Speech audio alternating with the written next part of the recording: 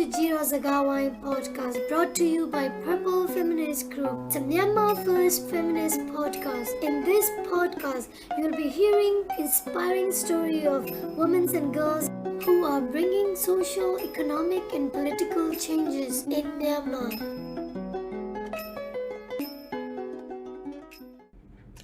Hello, welcome to G-Taw Zagar Wyne. We are really happy to have you here. I think first I would like you to introduce yourself, who you are and what you're doing. Thank you, Nana. Thank you for inviting me to this feminist podcast. I'm so honored to be on it. First of all, let me introduce myself. My name is Ei Thant Sin. I was born and raised in Yangon, and I came to the United States when I was 18. I came here for college, and now I'm living in Washington, D.C. and working at VOA Burmese Service as an international broadcaster slash journalist. So I normally host radio and television news show. That's what I do.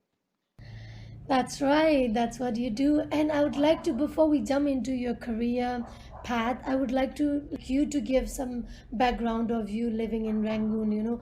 How was it like to grow up in Rangoon and for you to grow up as a girl in Myanmar? Did you grow up with a lot of stereotype, or were your parents pretty flexible about, gender roles and that sort of thing?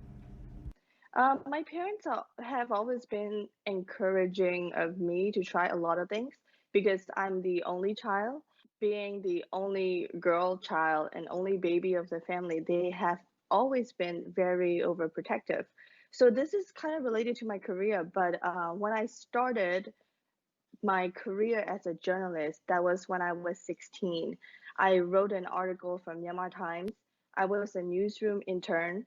And at that time, there were not that many people who are young or women who are that was in my close circle who were journalists. So when I go to work as an intern, the entire room is mostly men and mostly I'm definitely the youngest person in the room. So, and I was also very small and very soft spoken as a child, sort of like an introvert. I'm more of an extrovert now, but at the time, I was about 5 feet 2 and I weigh a total of like 80 pounds. So my mom was being protective of me. So when I told them that, hey, I'm thinking of becoming a journalist, and a lot of people in my relatives and my social circle, including my mom, they say that being a journalist might not be a girl's job. It kind of make me think, but I they say it out of love. They say that, let's say you have to run for your life, let's say you have to shove among the crowds to get your story. They don't want me to be, get hurt and things like that. So that was one of the stereotypical comment that I got, that, oh, why don't you pick an easier job instead of a dangerous job? But mind you, it was also in 2011. So that was when Myanmar was just beginning to reassess the censorship. So everybody is so worried about what they write, and journalists are generally self-censoring as well. So whatever you say, it could hold you accountable for whatever happened to you. And another thing is that really I've always been the baby. I've always been the youngest in the room. I've always been the smallest person in the room. So I don't always get the respect that I deserve, even when I started working as a journalist. For example, when I'm on the phone, I would be addressed as doll or with ma, like the appropriate suffix that I deserve as a professional journalist. But in person, it would turn into the me or ni, or some kind of a little bit more informal, which I don't mind as a friendly thing, but just it is hard to not be judged by my age or my gender or what I look. So that's why I fell in love with my profession as a journalist. So let's say in a room full of people, if I say something, my opinion doesn't have that much of an authority, or it doesn't weigh as much as when I put my pen to paper and wrote about it. With my byline, I took responsibility for my opinion, for my facts, and I wrote it, and people would read it. And if they don't agree with me, they can talk about it in the same level. That is why I love being a journalist.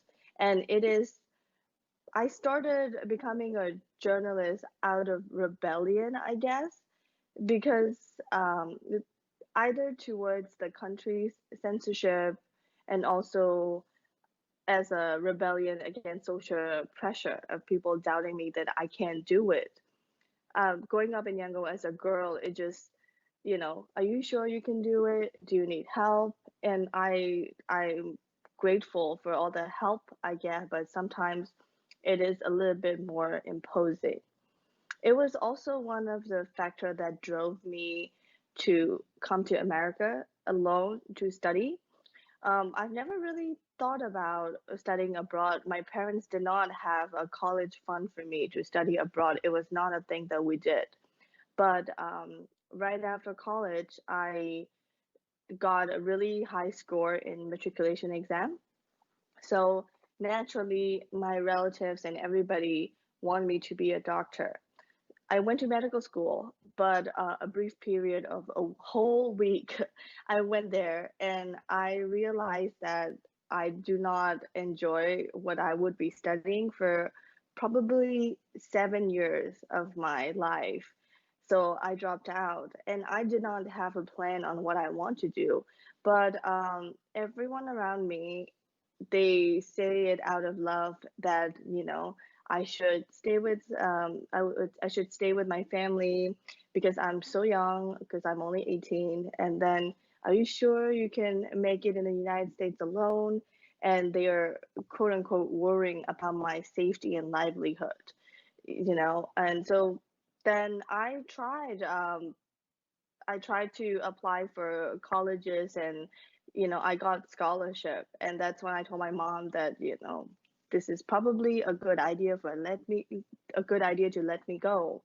And so I packed everything up and hop on the plane alone to come to America. And also the two luggages that was allowed for me to carry, they weigh a lot more than I do. So it was quite a journey, and I finally made it. And it would be a lie if I say that my years in college was a breeze. It was easy, but it was actually not. It was actually very difficult to break away from my primary support system back home, because at home I didn't do laundry and things like that. I did not know what my real responsibilities were. And in college, it was very difficult academically, mentally, physically, financially. It was hard. But there were many times that I wanted to go back home. There were many times when my mom would be like, are you sure you can make it? You can always come home. And I'm glad, I'm thankful for her to say that, but it was just at the back of my mind, there's a little voice that said that I can't give up, I can't quit, because, I dropped out of medical school. I went against a lot of people's opinion about me, that I just need to prove them that I can survive on my own. I don't want to go back and they would say that, see, I told you so. She doesn't have what it takes to survive on her own. It just something that I was afraid. And well, I pushed it through. It is now I graduated and now I'm in Washington D.C. working professionally as a journalist, and I'm quite proud of myself. And those people who doubted me, they accepted my journey. And a lot of people ask me for advice now, but at that time it didn't seem like they believed in what I was doing. So life is odd like that. Wow, that's a really interesting journey. I'd like to kind of put on hold on to like some of the things that you said and go to the things Hmm. that you said. Like, when you said you quit medical school because you didn't find it interesting, is that right? Hmm. Yeah. How was Yes. your parents respond to that? Like, I know a lot of young people in Myanmar who are going Uh-huh. through or have gone through that similar experience where they tell their parent that they don't want to study medical student school here, they want to go abroad and expand Mm-hmm. their mind and study, and their parent did not really respond positively. What was your Yeah. experience like? So this is actually a perfect timing because I graduated from high school exactly 10 years ago. And this is probably 10 years ago this time, I found out that I qualify for a medical school. My score was over 500, which is easily qualify as a girl to go into medical school. But for a guy score, you can only get 460 and be comfortably be eligible to attend medical school. So that was one of the issues. And just because I'm qualified doesn't mean that I should, but all my relatives, they would love a family doctor, and it's just a very prestigious thing. And I don't get me wrong, I admire doctors and what they do, and a lot of my friends are successful doctors now, and it's just not a thing for me. I didn't notice that until I actually started medical school, I guess, because everybody has done it this way. It's a status quo. You try really hard in your high school exam, you get the higher score get you can get, and then your I guess your only option, like why won't you take this prestigious school? So I went, but what I didn't expect is that I thought all of this memorizing and really strict schedule of studying would, I expected them to stop after high school. I expected I could explore what I want to do after high school, but then that is not the case for me in medical school. And it was very frustrating. And I also actually did not like the dissecting and things like it actually makes me very nervous. I didn't realize it because I always loved biology. So I told my parents it was not that sudden. I didn't just it came out to them that I did not want to go to medical school. It was just they know that I was not happy. And at that time, I was introduced to pre-collegiate program, PCP, and I have been going there for discussion presentation every Saturday where I meet like-minded young people and things like that. And, they entertain the idea of going abroad to study liberal arts education. And at that time, I have gone to public school all my life. I don't know what liberal arts education is. And they explained to me that in the first and second year of college, you could take any classes you want and decide what you want to do, what you want to major in, and what you want your career to be. And that was such an enticing idea for me. So my dad has always been my biggest cheerleader. So he's like, do what you want to do. If you want to be a cartoonist, if you want to paint, you can do it. And if you want to go study abroad, he was all for it. But my mother and other relatives, they were a lot more protective of me, I would say. And at the time, I was barely 17 because I graduated when I was barely 16 from high school. And they were not as thrilled about the idea of going to study abroad. And it is such a big thing to give up. I understand my privilege completely that a lot of people they didn't get to become a doctor, and this is such, if I had known that I did not want to be a doctor early on, I would have not taken that spot where someone else could take my place and go to university. And so at that time I told my parents, but they were not as thrilled. But I made a deal with my mom that if I get into PCP on my own without needing any outside tuition or whatever, we were the way we were used to doing it, she would give me a chance to prove myself. So she agreed, and I got in. They only select a handful of people each year, and I was thrilled. And one thing led to another, and I got a huge chunk of scholarship to study abroad in America. So I persuaded my parents. It was probably my first sales pitch to sell myself that I can make it on my own abroad. Mind you that I have never even gone on an overnight trip anywhere else. And it did not prepare my parents to let me go this early because we don't have the culture of children or young adults moving out at the age of 18. And so it was pretty hard for my parents. I think it was harder for them to let me go than me going abroad because once I come to college, I was so busy with classes and social clubs and all my other extracurricular activities that I didn't really have time to be homesick. And they took a chance on me. I'm really grateful for that opportunity. I feel like I needed to be away from my primary social circle, I would say, to be able to form ideas of my own and to actually think of what is it that I want away from what people are saying that I should want.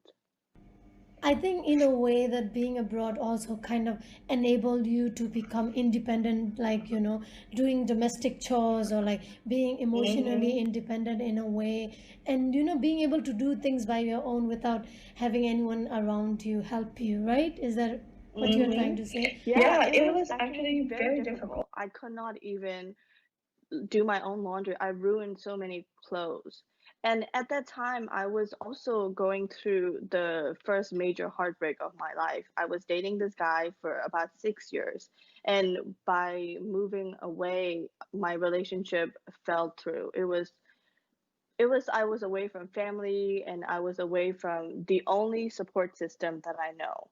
And I kind of miss the bubble that I lived in Yangon, the comfort, the protectiveness and the easy breezy life. And I really missed it. And it was not just homesick, it was I missed this easy life that I had. But then I couldn't just drop out of school and go back. Already dropped out of school once, and I don't want to keep this as a habit.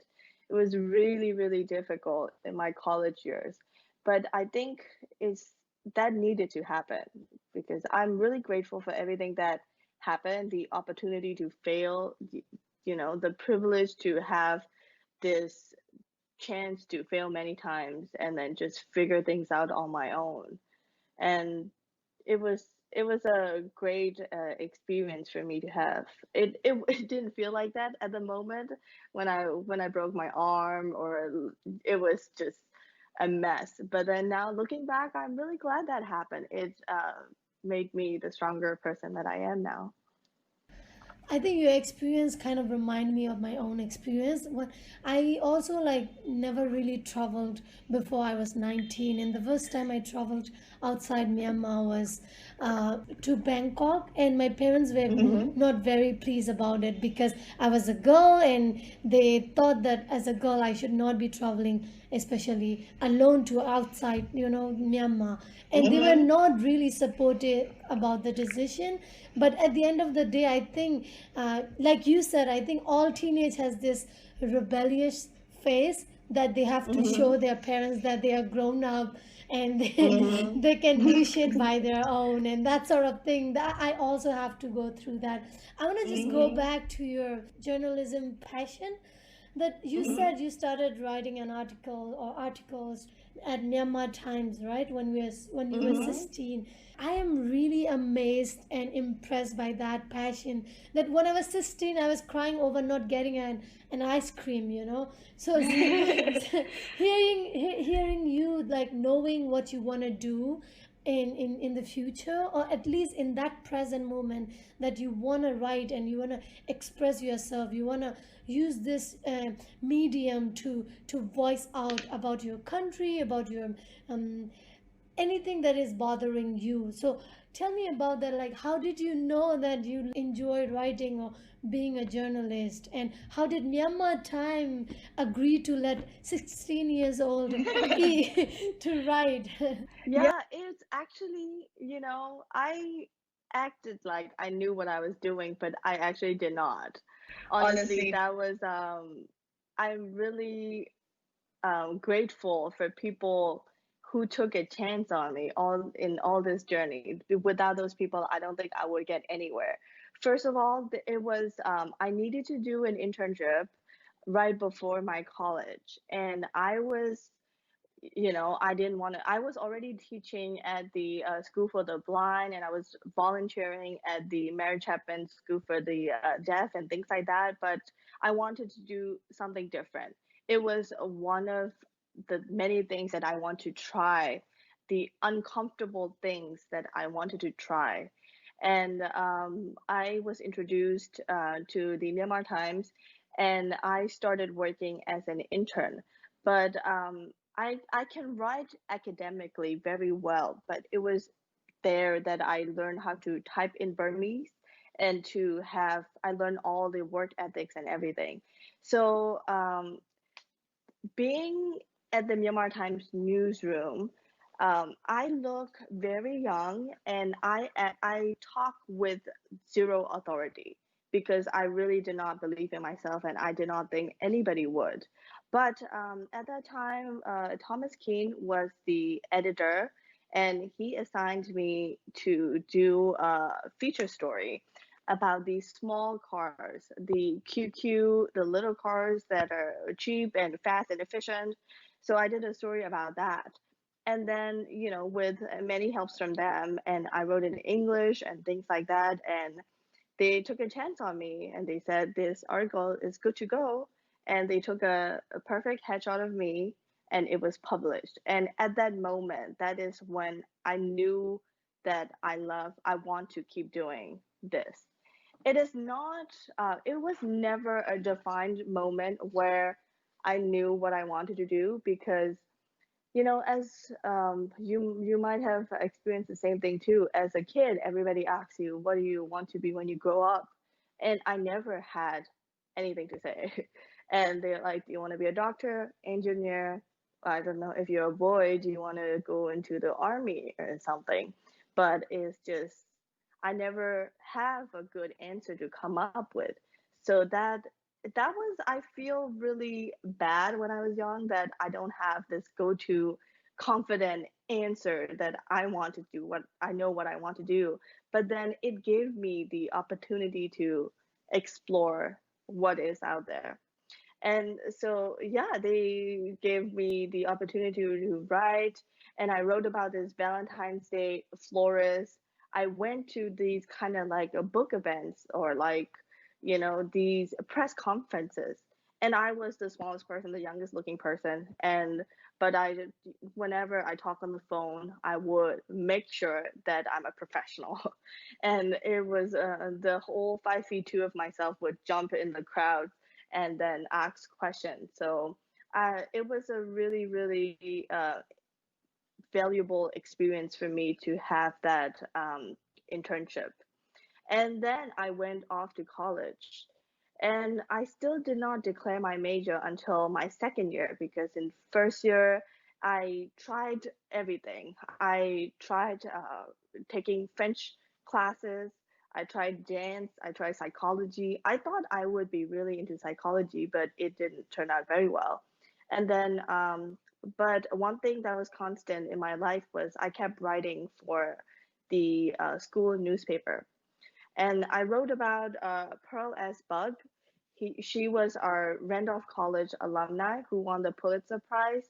And around the time was like 100-year anniversary of her birthday or some kind of event. So I wrote about that, and so the I got practice by doing it and by failing it by being not so perfect. So I think the most important part in my journey was people who gave me the opportunity to learn and try and then fail, and then they will tell me how to fix it. And I just find good mentors along the way. And I was not very good, and then I learned, and I learned to be a little better every time until I get here. I'm not saying I'm the best yet or anything. I have aspired to be, but I realized that I have come the long way. The 16-year-old at the Myanmar Times trying to fight on getting her article published, but right now I'm pretty happy. Yeah. Yeah. You know what they say? They say everything can be improved and every writing can be edited. So I think nobody is perfect and everybody is trying to improve every day.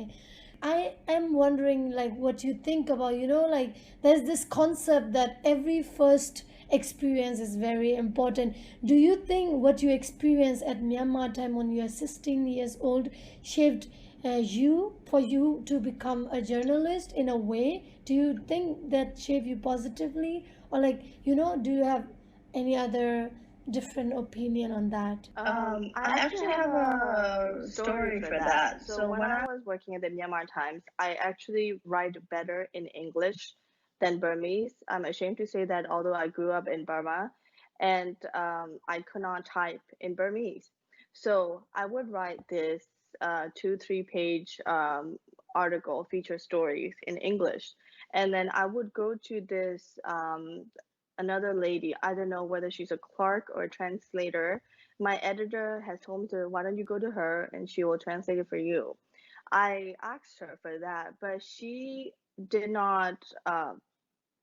I guess she did not think I was as important, so she did not really accept my offer, or like request actually to please translate or please type this up for me, because it takes me so long to type it, and she would not do it. And I feel really insecure as a person that as a young person, that my voice did not add any authority. I need another man, or I need another elder. I need the grown-ups to request something from me.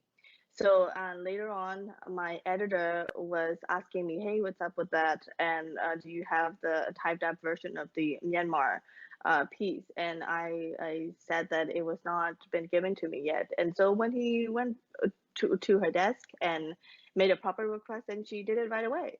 So this, I wanted to be that guy. I wanted to be that man who can politely request, and people would fulfill your request.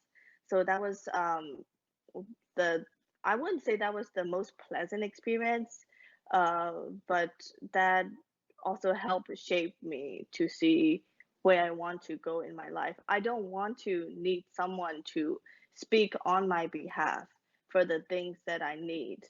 And I was not asking her for a personal favor. It was just, a job. But then because of the way I look, how young I look, and because, in Burmese culture as well, you speak very politely. Even the pronouns that you use are different for a young girl speaking to an elder person. So it is hard to carry the authoritative tone without sounding rude. So I have learned to master it, I guess. And right now, like even at that time when I was talking on the phone, I get a lot more respect that I deserve than when people are talking to me in person. So those kind of experience shaped me into pushing me into thinking what I actually want in life. I won't say just not just career wise, but it's just I don't want to need that elder man to, reiterate my ideas so that I would get my request. It's just I want to be that man. It's so sad to see that hierarchical treatment too, like I think in this country or in many, I think in the US it's different in a way, no? I think in the West Mm-hmm. it's when you're young tend to be more respected. I don't know, I feel like many people I meet from the West are older women and they tend to say that Mm-hmm. they are less respected as they grow old, but I think in Asian um, culture, I think it's the opposite. The younger you are, the less respect you get. So I can relate to you yes, so much that a lot of the time in big discussion, if they know your age, they are less likely to respect your opinion, and that's just so frustrating and so. Yeah, that's one of the major difference that I noticed by living in Yangon and living in Washington D.C. because here I was also relatively young. I was actually the youngest person that VOA Burmese Service has ever hired. So I I was noticed that. about, Congratulations. yeah, thank you. And it feels good to get the respect that I deserve. When I was I think I started when I was 22, barely straight out of college, and I clearly look decades younger than my colleagues. And they have so much wisdom, they have so much experience to share with me, and they actually listen to me when I pitch ideas, and they correct me when I have room for improvement. But it is one of the joy of working in Washington D.C. as a journalist. I can ask uncomfortable, difficult questions, and people would attack me based on my words, not just how young I look, or based on my gender. So yeah, that was and also I have learned to depend on myself. The independence was gained. It was not handed to me. It's by many through many years of trial and error, to from living in the dorm to living alone in Washington D.C. It was odd, because I would have to go to work at 4 a.m. every day, because at the beginning I was working according to the Myanmar time zone. Because with the VOA Burmese Service, we do a lot of live radio and television shows, and we have to get to work around 4 a.m., 4:30 a.m. And as a young woman living alone in Washington D.C., my mom was worried that would it be a problem that I go to work that early alone? I can imagine doing that back in Yangon, but here I would get up, I get my coffee, and I will walk this 15-minute walk from my home to my office. And I would do the same if I have to work late at 9 p.m. And luckily, I have not experienced any mugging incidents or anything. I would always tell people that, the bad people are probably asleep by the time I go to work. It is just, so I have gained in my independence through that. It's just, I don't have to rely on someone else to drive me there. I can manage on my own. That is the thing that I appreciate the most about working in Washington, D.C. I think this would be a good time to talk about as a journalist. What are the challenges and privileges that you receive being a journalist in the U.S.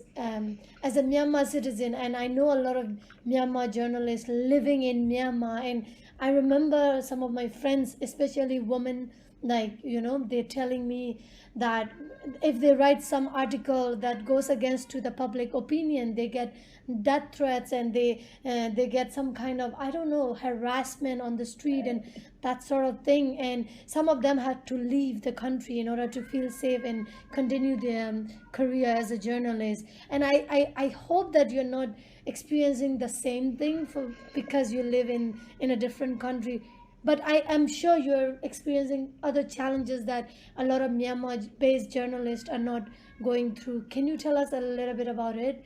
And So, as a journalist or a news personality who constantly talk about Myanmar politics and Myanmar issues in the same way as international issues, international politics, um, I have the privilege of free press now, because I work for the U.S. federal agency, and the editorial is completely independent to whoever funds the company.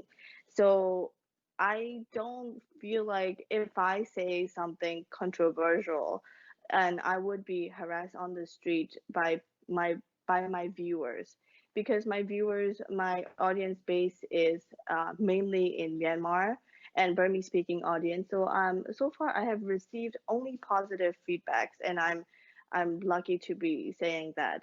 And I think it's good to have a little bit of distance, especially in the old days when we were under a lot more censorship. If you were to write something in the country, so even when I was an intern in 2011, That was when Myanmar is just beginning to, reassess censorship issues. Everybody is worried about what they say, and people don't usually talk about politics on the street.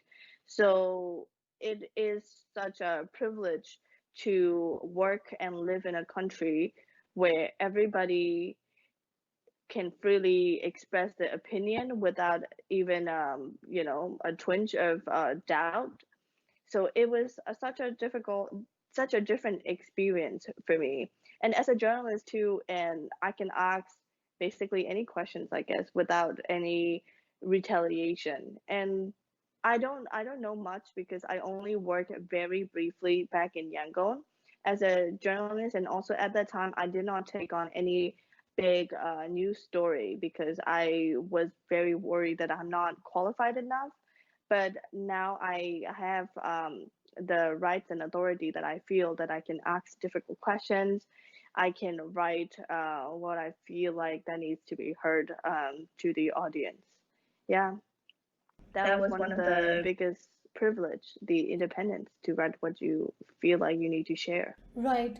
Is there any, like, in journalism world today we have a lot of diversity increasing. In the past, I think we can say that it was predominantly led by male journalists, but now I think it has come to our attention that more women are participating and more LGBTQI are representing in journalism world. Is there any particular changes that you're expecting in Myanmar journalism world? I would expect more young people to have a role. And for somebody who is just starting off, who don't feel confident that they have enough, I would say, arsenals, ammunition of pen and paper, and enough experience that you can show off on your resume, that this is what I have done, this is what I can do. I would want to see more people giving those young people a chance to try and learn. I think you know when I started off at the Myanmar Times, the editors, many of them, both Burmese and foreign editors, who took a chance on me and gave me a platform to write and ask them questions. I am grateful for that. And without that experience, without somebody taking a chance on me to, begin that, I don't think I would be where I am right now. Yeah, that is such an important point. I think when we are including young people in whether in journalism world or in our office or in our I don't know group, I think it's important not to take them just as a token as a young person, but as a someone who has a role, who can actually voice out and talk.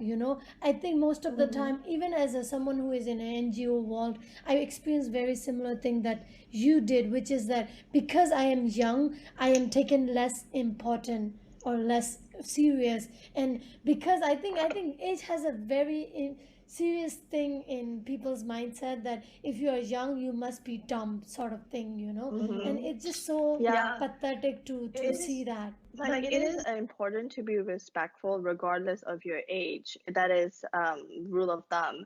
But just because you're younger doesn't mean that you have less experience. Yes, maybe in this field, but you need to get your ego checked. Are you threatened by young people trying to take away what you already know? Are you worried that they might have different opposing controversial idea from you? What we need is to have a civil conversation. We don't have to agree on everything, but we just have to listen to each other. And then, for example, young people, the younger generation, I guess maybe people who are a decade or so younger than me, they are very good at the TikTok or these fast media, and they are. I agree that they would probably are better suited candidate that need to manage social media, and they know their audience and things like that. So I'm not even that much older than them, but I already noticed the gap. And so for it is important to get your ego checked, that yes, they can learn from me, but what can I learn from them? If we take that mentality and improve it would be better for everybody in a group setting. And I 100% believe that that would make social conversations better, and also to in discussing difficult topics that people are uncomfortable talking about. I totally agree. Inclusion is very, very important. And when speaking Mhm. of youth, I would like you to, have this final section to talk about, do you have any encouragement word you would like to pass on to young people in Myanmar to, if they are interested in being a journalist in the future, what would you like to say to them? One piece of advice I would give them is to always be learning, and to start working either with pay or without pay.